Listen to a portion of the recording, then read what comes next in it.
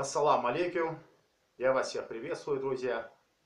Хотел бы особо поприветствовать наших подписчиков. Это граждане России, Казахстана, Грузии, Германии, Бельгии, Франции и часть Белоруссии. Я вас особо приветствую. Здравствуйте. Я хотел бы зачитать статью кандидата исторических наук Муталиева Темирлана о ингушских территориях пригородного района, которые были насильственно отторгнуты в период депортации 1944 года чечено-ингушского народа в Среднюю Азию и Казахстан. Итак, я зачитываю эту статью и прошу вашего внимания. Муталиев Темирлан, кандидат исторических наук, кавказовед, публицист. Верховный Совет СССР принял декларацию о признании незаконными и преступными актов по выселению народа. Верховный Совет Российской Федерации закон о реабилитации репрессированных народов. На каком основании после этого пригородный район находится под юрисдикцией Северной Осетии? А никаких правовых оснований для этого нет. Мы имеем дело с юридическим нонсенсом. 9 января 1957 года издан указ Президиума Верховного Совета РФСР о восстановлении Чечено-Ингушской ССР. Этим указом давалось поручение Президиуму Верховного Совета Северо-Осетинской ССР и Оргкомитету по восстановлению Чечено-Ингушской ССР внести на утверждение Верховного Совета РФСР описание границ между Северной Осетией и Чечено-Ингушетией.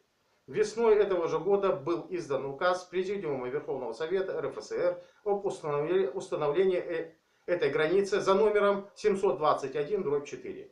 Указ начинается с фразы «Установить следующие границы между Северо-Осетинской ССР и Чечено-Ингушской ССР в районе города Малгобек». Самое удивительное то, что Конституция РФСР, действующая тогда, не давала права Президиуму Верховного Совета РФСР устанавливать такие границы.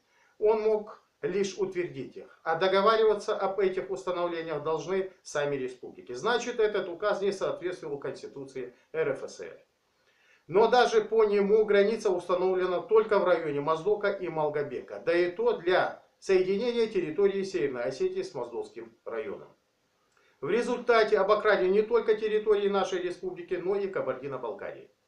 Тем самым в 1957 году был воплощен в жизнь план присоединения к Северной Осетии части Курского района Кабардино-Балкарии, сорвавшийся в 1921 году. Кстати, весной 1992 года Верховный Совет КБР своим решением потребовал вернуть свои территории, незаконно включенные в состав Северной Осетии. В связи с этим председатель Верховного Совета КБР упомянул, что Кабарда в свое время вынуждена была выйти из Горской республики, боясь потерять остатки своей территории, тем более, что к Дегорскому району уже были прирезаны кабардинские территории. Каким указом были определены современные границы пригородного района? Парадоксально, но это факт. Нет указа, по которому определялись границы пригородного района. До сегодняшнего дня нет законодательного оформления этой границы. Более того, нет протоколов заседания Президиума Верховного Совета ЧССР, где рассматривался бы вопрос об установлении этой границы.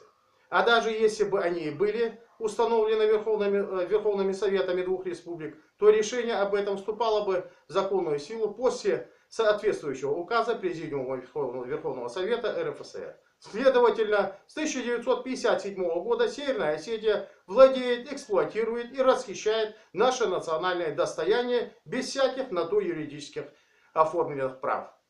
Северная Осетия даже провозгласила свой суверенитет на этой территории. И тоже без всяких на это прав. Такие парадоксы могут случаться только в Российской Федерации, хотя последняя устами своих руководителей заявляет о стремлении построить демократическое государство. Муталиев Темирлан, кандидат исторических наук, кавказовед, публицист.